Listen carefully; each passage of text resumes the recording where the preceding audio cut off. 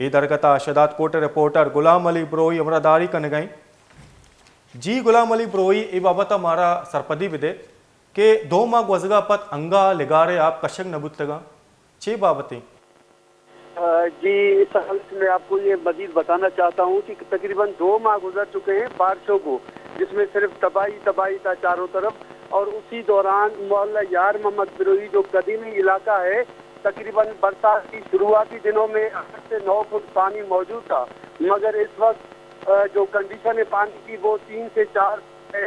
इसी बीच में जो 4-5 फुट जो पानी कम हुआ है, वो इलाका मकीनों ने, मोहल्ले वासियों ने अपनी मदद आपकी तरफ चंदा करके 500 1000 रुपए दी घर के जी। गुलाम अली ब्रोई मारा ए बगो मलेरिया ची चिक्का मर्दम मुतासर बुतगा जी। मलेरिया है कि वहाँ कंडीशन बहुत खराब है, घर मलेरिया की बहुत खराब कंडीशन है।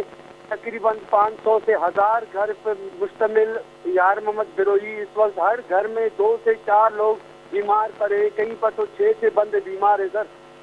इनकी खराब हालत है। और हेल्थ के हवाले से शदाद कोट इंतजामिया हो या मकामी हो या जिले इंतजामिया हो, बिल्कुल खामोश है।